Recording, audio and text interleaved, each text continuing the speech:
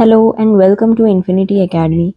आज हम पढ़ेंगे फूड चेन के बारे में। तो फूड चेन में चेन से आपको क्या समझ में आ रहा है कि एक के बाद में एक कड़ी जुड़ती हुई जा रही है। तो आप यहाँ पर देखो तो हम ग्रेजिंग फूड चेन का एग्जाम्पल लेते हैं। तो यहाँ पर क्या हुआ, प्लांट्स ने अपना खुद का फूड बनाया, फिर इस प्लांट को किसने कंज्यूम किया, एक हर्बीवोरस ने। तो इसमें क्या आपको देखने को मिल रहा है कि प्लांट जो है ये प्राइमरी प्रोड्यूसर हो गया और ये हर्बीवोर जो है ये प्राइमरी कंज्यूमर हो गया। कंज्यूमर क्यों? क्योंकि वो खा रहा है। तो ये कौन सा जानवर है? ये है ग्रास हॉपर। अब ग्रास हॉपर को माउस खाएगा, तो ये माउस क्या हो गया? सेकेंडरी कंज्यूमर, क्योंकि ये दूसरे नंबर पे कंज्यूम किया है। अब इसमें क्या देखने को मिल रहा है कि ये माउस को कौन कंज्यूम कर रहा है? स्नेक। तो इसमें ये स्नेक क्या हो गया? टर्शरी, मतलब तीसरे लेवल का कंज्यूमर। अब इसमें पहले लेवल का कौन हो गया कंज्यूमर? ग्रास हॉपर, फिर उसके बाद माउस, उसके बाद स्नेक। अब इस डायग्राम में आप देख सकते हैं कि स्नेक को किसने कंज्यूम कर लिया? ये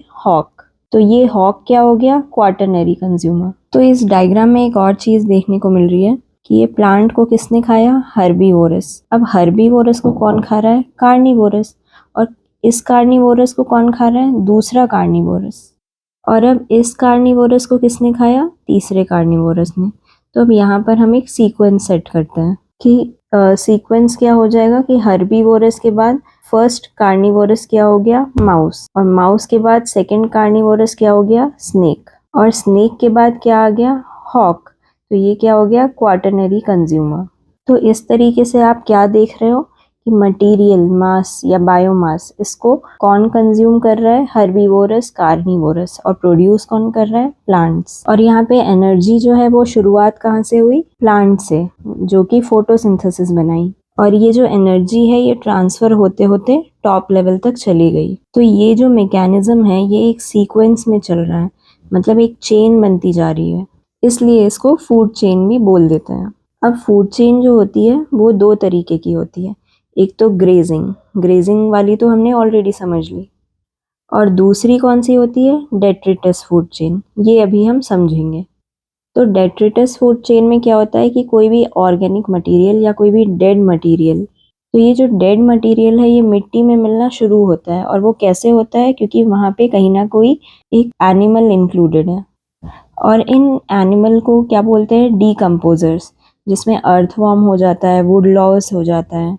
और ये क्या करते हैं? ये डेड मटेरियल को कंज्यूम करते हैं, और कंज्यूम करके अल्टीमेटली तो इनका जो एक्सक्रीटा होता है वो सॉइल में तो मिल ही जाता है, पर साथ में वो अपनी ग्रोथ भी इंश्योर करते हैं। और इनको अब कौन खाता है? कोई भी बर्ड।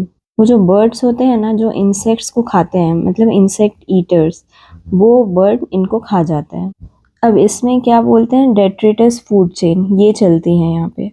तो डेट्रिटस फूड चेन दो जगह पे चलती है, एक तरह तो एक्वेटिक इकोसिस्टम में चलती है और दूसरी तरफ टेरेस्ट्रियल इकोसिस्टम में चलती है। तो टेरेस्ट्रियल इकोसिस्टम क्या होता है? जमीन।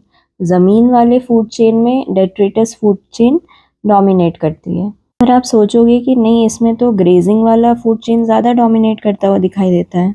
पर आप ये सोचो कि बहुत सारी स्पीशीज़ हैं अलग अलग इंसेक्ट्स की, अलग अलग छोटे छोटे कीड़ों की। तो ऐसे में आप इमेजिन कर सकते हो कि वाकई में ये कितना बड़ा चेन है। वहीं पर जब आप एक्वेटिक इकोसिस्टम की बात करोगे ना, तो वहाँ पर ग्रेजिंग फूड चेन ज़्यादा डोमिनेट करती है। क्यों? क्योंकि जहाँ पर पानी होता है तो पानी में बहुत सारे छोटे छोटे प्लांट्स होते हैं, उनको फाइटोप्लैंक्टन बोल दोगे। अब फाइटोप्लैंक्टन्स को किसने कंज्यूम किया? ज़ूप्लैंक्टन्स ने। अब ज़ूप्लैंक्टन्स को कौन कंज्यूम करेगा? छोटी मछलियाँ। और छोटी मछलियों को कौन कंज्यूम करेगा? बड़ी मछलियाँ। तो जहाँ पर वाटर बॉडी ज़्यादा होती है ना, वहाँ पर ग्रेजिंग फूड चेन आपको ज़्यादा देखने को मिल जाएगी।